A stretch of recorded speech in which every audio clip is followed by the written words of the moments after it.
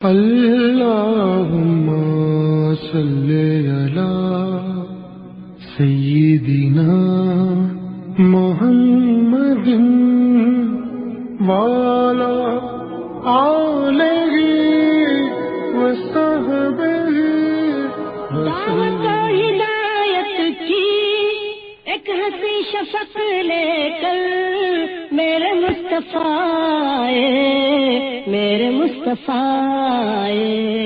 کفر کے اندھیروں میں نور کا طبق لے کر میرے مصطفیٰ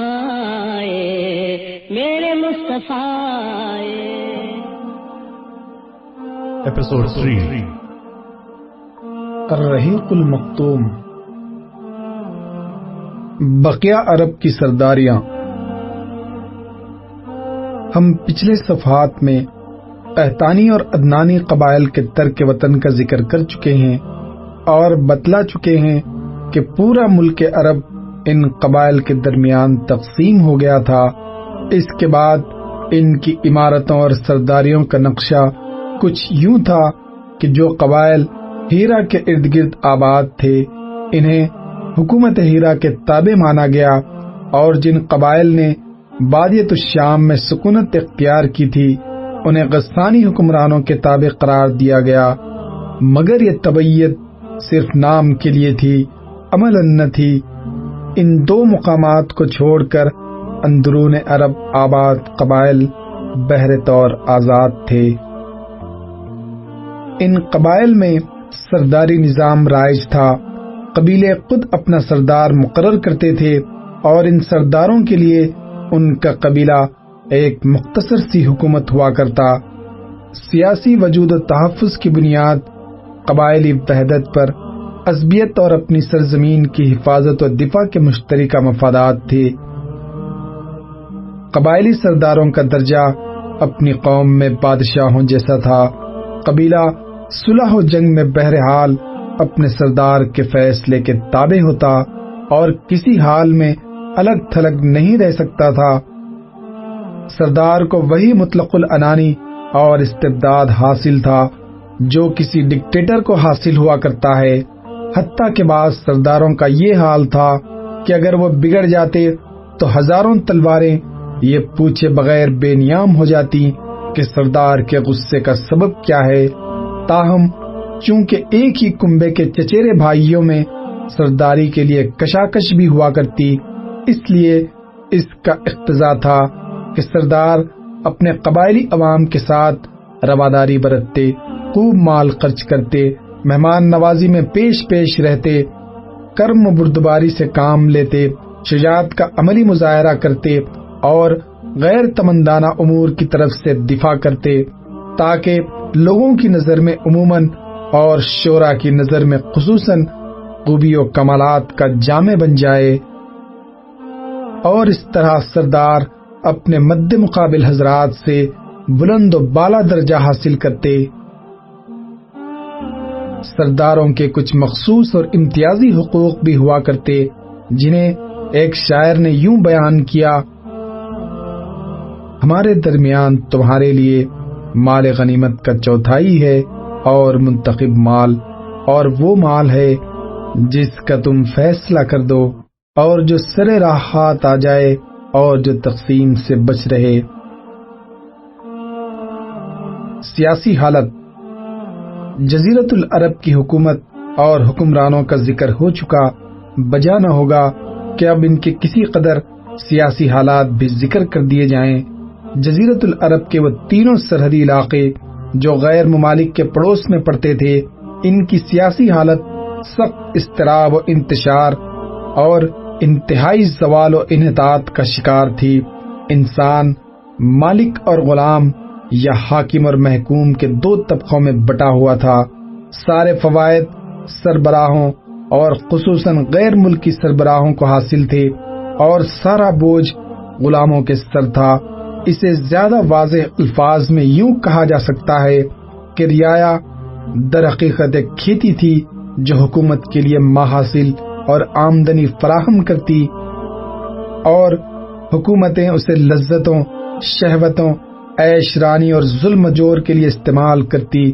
عوام اپنی تاریکی میں ہاتھ پاؤں مار رہے تھے اور ان پر ہر طرف سے ظلم کی بارش ہو رہی تھی، مگر وہ حرف شکایت زبان پر نہ لا سکتے، بلکہ ضروری تھا کہ طرح طرح کی ذلت و رسوائی اور ظلم و چیرہ دستی برداشت کریں اور زبان بند رکھیں، اور وہاں انسانی حقوق نام کی کسی چیز کا کہیں کوئی وجود نہ تھا۔ ان علاقوں کے پڑوس میں رہنے والے قبائل تذبذب کا شکار تھے، انہیں اغراض و خواہشات ادھر سے ادھر اور ادھر سے ادھر پھینکتی رہتی تھی۔ کبھی وہ عراقیوں کے ہم نوا ہو جاتے اور کبھی شامیوں کی سر میں سر ملاتے۔ جو قبائل اندرون عرب آباد تھے ان کے بھی جوڑ ڈھیلے اور شیرازہ منتشر تھا۔ ہر طرف قبائلی جھگڑوں، نسلی فسادات اور مذہبی اختلافات کی گرم بازاری تھی، جس میں ہر قبیلے کے افراد بہر صورت اپنے اپنے قبیلے کا ساتھ دیتے تھے، خواہ وہ حق پر ہوں یا باطل۔ چنانچہ ان کا ترجمان کہتا ہے، میں بھی تو قبیلے غزیہ ہی کا ایک فرد ہوں، اگر وہ غلط راہ پر چلے گا تو میں بھی غلط راہ پر چلوں گا، اور اگر وہ صحیح راہ پر چلے گا تو میں بھی صحیح راہ پر چلوں گا۔ اندرون عرب کوئی بادشاہ نہ تھا جو ان کی آواز کو قوت پہنچاتا، اور نہ کوئی مرجع ہی تھا جس کی طرف مشکلات و شدائد میں رجوع کیا جاتا اور جس پر وقت پڑنے پر اعتماد کیا جاتا۔ ہاں، حجاز کی حکومت کو قدر و احترام کی نگاہ سے یقیناً دیکھا جاتا اور اسے مرکز دین کا قائد و پاسبان بھی تصور کیا جاتا۔ یہ حکومت در حقیقت ایک طرح کی دنیاوی قیادت اور دینی پیشوائی کا معجون مرکب تھی۔ اسے اہل عرب پر دینی پیشوائی کے نام سے بالادستی حاصل تھی، اور حرم اور اطراف حرم پر اس کی باقاعدہ حکمرانی تھی۔ وہی زائرین بیت اللہ کی ضروریات کا انتظام اور شریعت ابراہیمی کے احکام کا نفاذ کرتی تھی، اور اس کے پاس پارلیمانی اداروں جیسے ادارے اور تشکیلات بھی تھیں، لیکن یہ حکومت اتنی کمزور تھی کہ اندرون عرب کی ذمہ داریوں کا بوجھ اٹھانے کی طاقت نہ رکھتی تھی، جیسا کہ حبشیوں کے حملے کے موقع پر ظاہر ہوا۔ عرب ادیان و مذاہب۔ عام باشندگان عرب حضرت اسماعیل علیہ السلام کی دعوت و تبلیغ کے نتیجے میں دین ابراہیمی کے پیرو تھے، اس لیے صرف اللہ کی عبادت کرتے تھے اور توحید پر کاربند تھے، لیکن وقت گزرنے کے ساتھ ساتھ انہوں نے خدائی درس و نصیحت کا ایک حصہ بھلا دیا۔ پھر بھی ان کے اندر توحید اور کچھ دین ابراہیمی کے شعار باقی رہے، تاکہ بنو قزا کا سردار عمر بن لہی منظر عام پر آیا۔ اس کی نشو و نما بڑی نیکوکاری، صدقہ و خیرات اور دینی امور سے گہری دلچسپی پر ہوئی تھی، اس لیے لوگوں نے اسے محبت کی نظر سے دیکھا اور اسے اکابر علماء اور افاضل اولیاء میں سے سمجھ کر اس کی پیروی کی۔ پھر اس شخص نے ملک شام کا سفر کیا، دیکھا وہاں بتوں کی پوجا کی جا رہی تھی۔ اس نے سمجھا کہ یہ بھی بہتر اور برحق ہے، کیونکہ ملک شام پیغمبروں کی سرزمین اور آسمانی کتابوں کی نزول گاہ تھی۔ چنانچہ وہ اپنے ساتھ حبل بت بھی لے آیا اور اسے خانہ کعبہ کے اندر نصب کر دیا، اور اہل مکہ کو اللہ کے ساتھ شرک کی دعوت دی۔ اہل مکہ نے اس پر لبیک کہا۔ اس کے بعد بہت جلد باشندگان حجاز بھی اہل مکہ کے نقش قدم پر چل پڑے، کیونکہ وہ بیت اللہ کے والی اور حرم کے باشندے تھے۔ اس طرح عرب میں بت پرستی کا آغاز ہوا۔ حبل سرخ عقیق سے تراشا گیا تھا، صورت انسان کی تھی، دایاں ہاتھ ٹوٹا ہوا تھا۔ قریش کو وہ اسی حالت میں ملا تھا، انہوں نے اس کی جگہ سونے کا ہاتھ لگا دیا۔ یہ مشرکین کا پہلا بت تھا اور ان کے نزدیک سب سے عظیم اور مقدس تھا۔ حبل کے علاوہ عرب کے قدیم ترین بتوں میں سے منات ہے۔ یہ حزیل اور قزا کا بت تھا اور بحر احمر کے ساحل پر قدیت کے قریب مسلل میں نصب تھا۔ مسلل ایک پہاڑی گھاٹی ہے جس سے قدیت کی طرف اترتے ہیں۔ اس کے بعد طائف میں لات نامی بت وجود میں آیا۔ یہ ثقیف کا بت تھا اور موجودہ مسجد طائف کے بائیں مینارے کی جگہ پر تھا۔ پھر وادی نقلا میں ذات عرق سے اوپر عزا کی تنصیب عمل میں آئی۔ یہ قریش، بنو کنانہ اور دوسرے بہت سے قبائل کا بت تھا اور یہ تینوں عرب کے سب سے بڑے بت تھے۔ اس کے بعد حجاز کے ہر خطے میں شرک کی کثرت اور بتوں کی بھرمار ہو گئی۔ کہا جاتا ہے کہ ایک جن عمر بن لہی کے تابع تھا۔ اس نے بتایا کہ قوم نوح کے بت یعنی ود، سوا، یغوث، یعوق اور نصر جدہ میں مدفون ہے۔ اس کی اطلاع پر عمر بن لہی جدہ گیا اور ان بتوں کو کھود نکالا، پھر انہیں تہامہ لایا اور جب حج کا زمانہ آیا تو انہیں مختلف قبائل کے حوالے کیا۔ یہ قبائل ان بتوں کو اپنے اپنے علاقوں میں لے گئے۔ چنانچہ ود کو بنو کلب لے گئے اور اسے عراق کے قریب شام کی سرزمین پر دومت الجندل کے علاقے میں جرش کے مقام پر نصب کیا۔ سوا کو حزیل بن مدرکہ لے گئے اور اسے حجاز کی سرزمین پر مکے کے قریب ساحل کے اطراف میں دیہات کے مقام پر نصب کیا۔ یغوث کو بنو مراد کا ایک قبیلہ بنو غطیف لے گیا اور سبا کے علاقے میں جرف کے مقام پر نصب کیا۔ یعوق کو بنو ہمدان لے گئے اور یمن کی ایک بستی قیوان میں نصب کیا۔ قیوان اصلاً قبیل ہمدان کی ایک شاخ ہے۔ نصر کو قبیل حمیر کی ایک شاخ آل ذل کلا لے گئے اور حمیر کے علاقے میں نصب کیا۔ پھر عرب نے ان بتوں کے آستانے تعمیر کیے جن کی کعبے کی طرح تعظیم کرتے تھے۔ انہوں نے ان آستانوں کے لیے مجاور اور قدام بھی مقرر کر رکھے تھے اور کعبہ ہی کی طرح ان آستانوں کے لیے بھی ہدیے اور چڑھاوے پیش کرتے تھے۔ البتہ کعبے کو ان آستانوں سے افضل مانتے تھے۔ پھر دوسرے قبائل نے بھی یہی روایت اپنائی اور اپنے لیے بت اور آستانے بنائے۔ چنانچہ قبیل دوس، قشم اور بجلیہ نے مکہ اور یمن کے درمیان یمن کی اپنی سرزمین میں تبالہ کے مقام پر ذوالقلصہ نامی بت اور بت خانہ تعمیر کیا۔ بنو تئی اور ان کے اڑوس پڑوس کے لوگوں نے آجا اور سلمہ نامی بنو تئی کی دو پہاڑوں کے درمیان فلس نامی بت کو نصب کیا۔ اہل یمن اور حمیر نے سنا میں قیام نامی بت اور آستانہ تعمیر کیا۔ بنو تمیم کی شاخ بنو ربیہ بن کعب نے رضا نامی بت خانہ بنایا اور بکر و تغلب اور ایاد نے سنداد میں کعبات کی تعمیر کی۔ قبیل دوس کا بت ذوالکفین کہلاتا تھا۔ بکر و مالک اور ملکان ابنائے کنانہ کے قبائل کا ایک بت سعد کہلاتا تھا۔ بنو ازرا کا ایک بت شمس کہلاتا تھا اور فولان کے ایک بت کا نام امیانس تھا۔ غرض اس طرح جزیرت العرب میں ہر طرف بت اور بت خانے پھیل گئے، یہاں تک کہ ہر قبیلے پھر ہر گھر میں ایک ایک بت ہو گیا۔ مسجد حرام بھی بتوں سے بھر دی گئی۔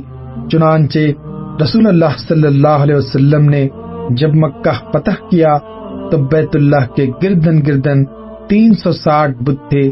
چنانچہ آپ اپنے ہاتھ میں موجود ایک لکڑی سے انہیں مارتے جا رہے تھے اور وہ گرتے جا رہے تھے۔ پھر آپ نے حکم دیا اور ان سارے بتوں کو مسجد حرام سے باہر نکال کر جلا دیا گیا۔ ان کے علاوہ خانہ کعبہ میں بھی بت اور تصویریں تھی۔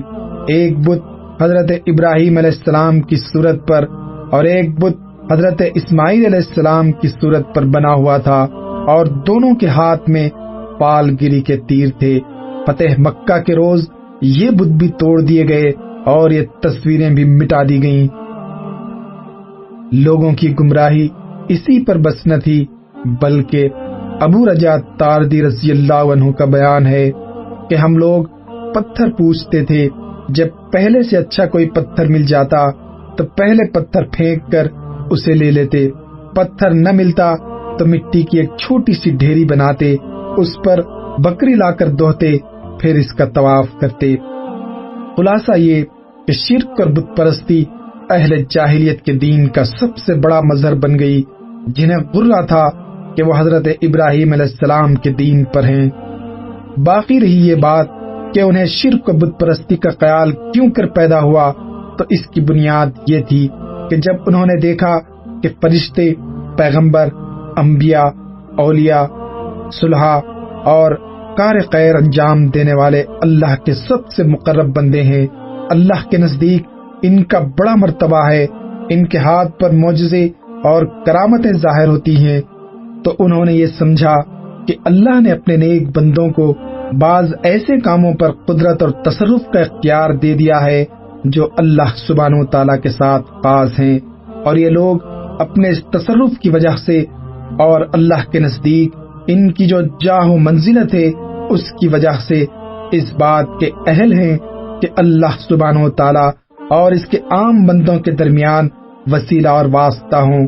اس لیے مناسب نہیں کہ کوئی آدمی اپنی حاجت اللہ کے حضور ان لوگوں کے وسیلے کے بغیر پیش کرے، کیونکہ یہ لوگ اللہ کے نزدیک اس کی سفارش کریں گے اور اللہ ان کے جاہ و مرتبے کے سبب ان کی سفارش رد نہیں کرے گا۔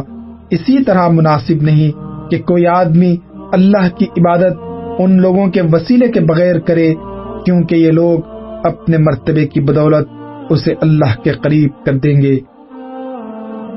جب لوگوں میں اس خیال نے جڑ پکڑ لی اور یہ عقیدہ راسخ ہو گیا تو انہوں نے ان فرشتوں، پیغمبروں اور اولیاء کو اپنا ولی بنا لیا اور انہیں اپنے اور اللہ کے درمیان وسیلہ ٹھہرا لیا، اور اپنے خیال میں جن ذرائع سے ان کا تقرب حاصل ہو سکتا تھا ان ذرائع سے تقرب حاصل کرنے کی کوشش کی۔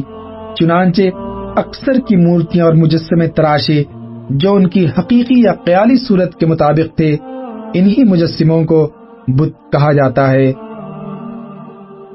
بہت سے ایسے بھی تھے جن کا کوئی مجسمہ نہیں تراشا گیا، بلکہ ان کی قبروں، مزاروں، قیام گاہوں، پڑاؤ اور آرام کی جگہوں کو مقدس مقام قرار دے دیا گیا، اور انہی پر نظر اور چڑھاوے پیش کیے جانے لگے، اور ان کے سامنے جھکاؤ، عاجزی اور اطاعت کا کام ہونے لگا۔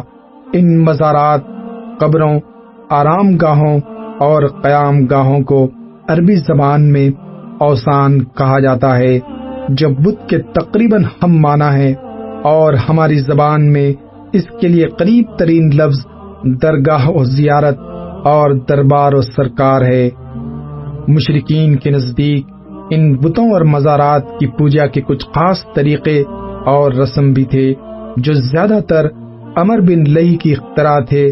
اہل جاہلیت سمجھتے تھے کہ عمر بن لہی کی اختراعات دین ابراہیمی میں تبدیلی نہیں بلکہ بدعت حسنہ ہے۔ ذیل میں ہم اہل جاہلیت کے اندر رائج بت پرستی کے چند اہم مراسم کا ذکر کر رہے ہیں۔ نمبر 1، دور جاہلیت کے مشرکین بتوں کے پاس مجاور بن کر بیٹھتے تھے، ان کی پناہ ڈھونڈتے تھے، انہیں زور زور سے پکارتے تھے اور حاجت روائی و مشکل کشائی کے لیے ان سے فریاد اور التجائیں کرتے تھے، اور سمجھتے تھے کہ وہ اللہ سے سفارش کر کے ہماری مراد پوری کرا دیں گے۔ نمبر 2، بتوں کا حج و طواف کرتے تھے، ان کے سامنے عز و نیاز سے پیش آتے تھے اور انہیں سجدہ کرتے تھے۔ نمبر 3، بتوں کے لیے نذرانے اور قربانیاں پیش کرتے اور قربانی کے ان جانوروں کو کبھی بتوں کے آستانوں پر لے جا کر ذبح کرتے اور کبھی کسی بھی جگہ ذبح کر لیتے تھے، مگر بتوں کے نام پر ذبح کرتے تھے۔ ذبح کی ان دونوں صورتوں کا ذکر اللہ تعالیٰ نے قرآن مجید میں کیا ہے۔ ارشاد ہے، وہ جانور بھی حرام ہیں جو آستانوں پر ذبح کیے گئے ہوں، اور دوسری جگہ ارشاد ہے اس جانور کا گوشت مت کھاؤ جس پر اللہ کا نام نہ لیا گیا ہو۔ نمبر 4، بتوں سے تقرب کا ایک طریقہ یہ بھی تھا کہ مشرکین اپنی ثواب دید کے مطابق اپنے کھانے پینے کی چیزوں اور اپنی کھیتی اور چوپائے کی پیداوار کا ایک حصہ بتوں کے لیے خاص کر دیتے تھے۔ اس سلسلے میں ان کا دلچسپ رواج یہ تھا کہ وہ اللہ کے لیے بھی اپنی کھیتی اور جانوروں کی پیداوار کا ایک حصہ خاص کرتے تھے، پھر مختلف اسباب کی بنا پر اللہ کا حصہ تو بتوں کی طرف منتقل کر سکتے تھے، لیکن بتوں کا حصہ کسی بھی حال میں اللہ کی طرف منتقل نہیں کر سکتے تھے۔ اللہ تعالیٰ کا ارشاد ہے، اللہ نے جو کھیتی اور چوپائے پیدا کیے ہیں اس کا ایک حصہ انہوں نے اللہ کے لیے مقرر کیا اور کہا یہ اللہ کے لیے ہے، ان کے خیال میں، اور یہ ہمارے شرکا کے لیے ہے، تو جو ان کے شرکا کے لیے ہوتا ہے وہ اللہ تک نہیں پہنچتا، مگر جو اللہ کے لیے ہوتا ہے وہ ان کے شرکا تک پہنچ جاتا ہے۔ کتنا برا ہے وہ فیصلہ جو یہ لوگ کرتے ہیں۔ نمبر 5، بتوں کے تقرب کا ایک طریقہ یہ بھی تھا کہ وہ مشرکین کھیتی اور چوپائے کے اندر مختلف قسم کی نظریں مانتے تھے۔ اللہ کا ارشاد ہے، ان مشرکین نے کہا کہ یہ چوپائے اور کھیتیاں ممنوع ہیں، انہیں وہی کھا سکتا ہے جسے ہم چاہیں ان کے خیال میں، اور یہ وہ چوپائے ہیں جن کی پیٹھ حرام کی گئی ہے، نہ ان پر سواری کی جا سکتی ہے، نہ سامان لادا جا سکتا ہے، اور کچھ چوپائے ایسے ہیں جن پر یہ لوگ اللہ پر افترا کرتے ہوئے اللہ کا نام نہیں لیتے۔ نمبر 6، انہی جانوروں میں بحیرہ، صائبہ، وسیلہ اور حامی تھے۔ حضرت سعید بن مسیب کا بیان ہے کہ بحیرہ وہ جانور ہے جس کا دودھ بتوں کے لیے خاص کر لیا جاتا تھا اور اسے کوئی نہ دوہتا تھا، اور صائبہ وہ جانور ہے جسے اپنے معبودوں کے نام پر چھوڑتے تھے، اس پر کوئی چیز لادی نہ جاتی۔ وسیلہ اس جوان اونٹنی کو کہا جاتا جو پہلی دفعہ کی پیدائش میں مادہ بچہ جنتی، پھر دوسری دفعہ کی پیدائش میں بھی مادہ ہی بچہ جنتی، چنانچہ اسے اس لیے بتوں کے نام پر چھوڑ دیا جاتا کہ اس نے ایک مادہ بچے کو دوسرے مادہ بچے سے جوڑ دیا، دونوں کے بیچ میں کوئی نر بچہ پیدا نہ ہوا۔ حامی اس نر اونٹ کو کہتے جو گنتی کی چند جفتیاں کرتا، یعنی 10 اونٹنیاں۔ جب یہ اپنی جفتیاں پوری کر لیتا اور ہر ایک سے مادہ بچہ پیدا ہو جاتا تو اسے بتوں کے لیے چھوڑ دیتے اور لادنے سے معاف رکھتے، چنانچہ اس پر کوئی چیز لادی نہ جاتی اور اسے حامی کہتے۔ ابن اسحاق کہتے ہیں کہ بحیرہ صائبہ کی بچی کو کہا جاتا ہے اور صائبہ اس اونٹنی کو کہا جاتا ہے جس سے 10 بار پے در پہ مادہ بچے پیدا ہوں، درمیان میں کوئی نر نہ پیدا ہو۔ ایسی اونٹنی کو آزاد چھوڑ دیا جاتا، اس پر سواری نہیں کی جاتی، اس کے بال نہیں کاٹے جاتے اور مہمان کے سوا کوئی اس کا دودھ نہیں پیتا۔ اس کے بعد یہ اونٹنی جو مادہ بچہ جنتی، اس کا کان چیر دیا جاتا اور اسے بھی اس کی ماں کے ساتھ آزاد چھوڑ دیا جاتا، اس پر سواری نہ کی جاتی، اس کا بال نہ کاٹا جاتا اور مہمان کے سوا کوئی اس کا دودھ نہ پیتا۔ یہی بحیرہ ہے اور اس کی ماں صائبہ ہے۔ وسیلہ اس بکری کو کہا جاتا جو 5 دفعہ پے در پہ 2 مادہ بچے جنتی، یعنی 5 بار میں 10 مادہ بچے پیدا ہوتے، درمیان میں کوئی نر نہ پیدا ہوتا۔ اس بکری کو اس لیے وسیلہ کہا جاتا تھا کہ وہ سارے مادہ بچوں کو ایک دوسرے سے جوڑ دیتی تھی۔ اس کے بعد اس بکری سے جو بچے پیدا ہوتے انہیں صرف مرد کھا سکتے تھے، عورتیں نہیں کھا سکتی تھیں۔ البتہ اگر کوئی بچہ مردہ پیدا ہوتا تو اس کو مرد و عورت سبھی کھا سکتے تھے۔ حامی اس نر اونٹ کو کہتے تھے جس کی جفتی سے پے در پہ 10 مادہ بچے پیدا ہوتے، درمیان میں کوئی نر نہ پیدا ہوتا، ایسے اونٹ کی پیٹھ محفوظ کر دی جاتی، نہ اس پر سواری کی جاتی، نہ اس کا بال کاٹا جاتا، بلکہ اسے اونٹوں کے ریوڑ میں جفتی کے لیے آزاد چھوڑ دیا جاتا، اور اس کے سوا اس سے کوئی دوسرا فائدہ نہ اٹھایا جاتا۔ دور جاہلیت کی بت پرستی کے ان طریقوں کی تردید کرتے ہوئے اللہ تعالیٰ نے فرمایا، اللہ نے نہ کوئی بحیرہ، نہ کوئی صاحبہ، نہ کوئی وسیلہ اور نہ کوئی حامی بنایا ہے، لیکن جن لوگوں نے کفر کیا وہ اللہ پر جھوٹ گھڑتے ہیں اور ان میں سے اکثر عقل نہیں رکھتے۔ ایک دوسری جگہ فرمایا، ان مشرکین نے کہا کہ ان چوپایوں کے پیٹ میں جو کچھ ہے وہ خالص ہمارے مردوں کے لیے ہے اور ہماری عورتوں پر حرام ہے، البتہ اگر وہ مردہ ہو تو اس میں مرد و عورت سب شریک ہیں۔ چوپایوں کی مذکورہ اقسام یعنی بحیرہ، صاحبہ وغیرہ کے کچھ دوسرے مطالب بھی بیان کیے گئے ہیں جو ابن اسحاق کی مذکورہ تفسیر سے قدر مختلف ہیں۔ حضرت سعید بن مسیب رحم اللہ کا بیان گزر چکا ہے کہ یہ جانور ان کے طاغوتوں کے لیے تھے۔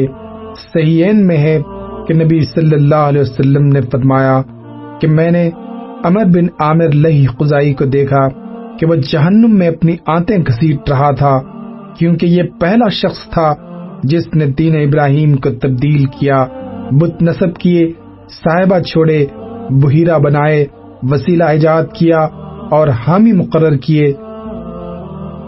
عرب اپنے بتوں کے ساتھ یہ سب کچھ اس عقیدے کے ساتھ کرتے تھے کہ یہ بت انہیں اللہ کے قریب کر دیں گے اور اللہ کے حضور ان کی سفارش کر دیں گے۔ چنانچہ قرآن مجید میں بتایا گیا ہے کہ مشرکین کہتے تھے، ہم ان کی عبادت محض اس لیے کر رہے ہیں کہ وہ ہمیں اللہ کے قریب کر دیں۔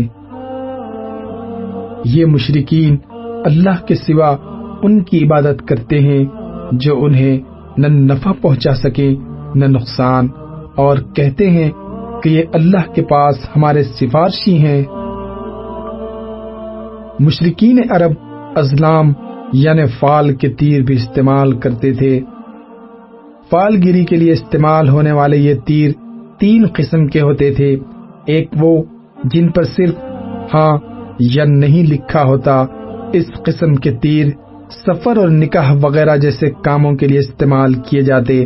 اگر فال میں ہاں نکلتا تو مطلوبہ کام کر ڈالا جاتا، اگر نہیں نکلتا تو سال بھر کے لیے ملتوی کر دیا جاتا اور آئندہ پھر فال نکالا جاتا۔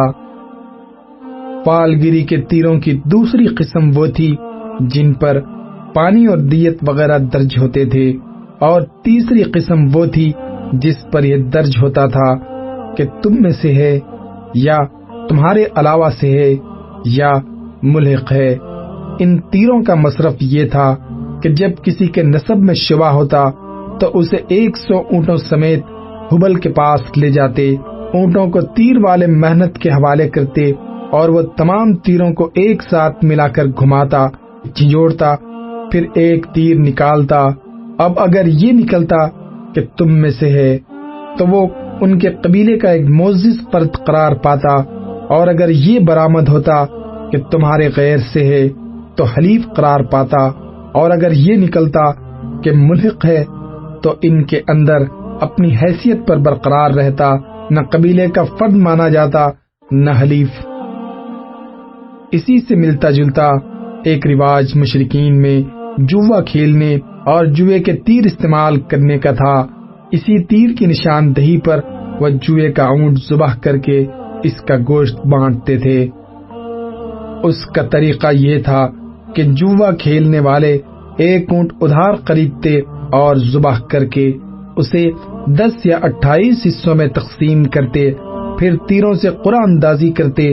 کسی تیر پر جیت کا نشان بنا ہوتا اور کوئی تیر بے نشان ہوتا۔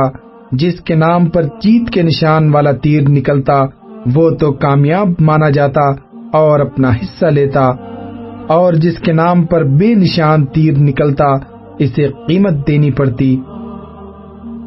مشرکین عرب کاہنوں، عرافوں اور نجومیوں کی قبروں پر بھی ایمان رکھتے تھے۔ کاہن اسے کہتے ہیں جو آنے والے واقعات کی پیشن گوئی کرے اور رازہائے سربستہ سے واقفیت کا دعوے دار ہو۔ بعض کاہنوں کا یہ بھی دعویٰ تھا کہ ایک جن ان کے تابع ہے جو انہیں قبریں پہنچاتا رہتا ہے، اور بعض کاہن کہتے تھے کہ انہیں ایسا فہم عطا کیا گیا ہے جس کے ذریعے وہ غیب کا پتہ لگا لیتے ہیں۔ بعض اس بات کے مدعی تھے کہ جو آدمی ان سے کوئی بات پوچھنے آتا ہے اس کے قول و فعل سے یا اس کی حالت سے کچھ مقدمات اور اسباب کے ذریعے وہ جائے واردات کا پتہ لگا لیتے ہیں۔ اس قسم کے آدمی کو عراف کہا جاتا تھا۔ مثلاً وہ شخص جو چوری کے مال، چوری کی جگہ اور گمشدہ جانوروں وغیرہ کا پتہ ٹھکانہ بتاتا۔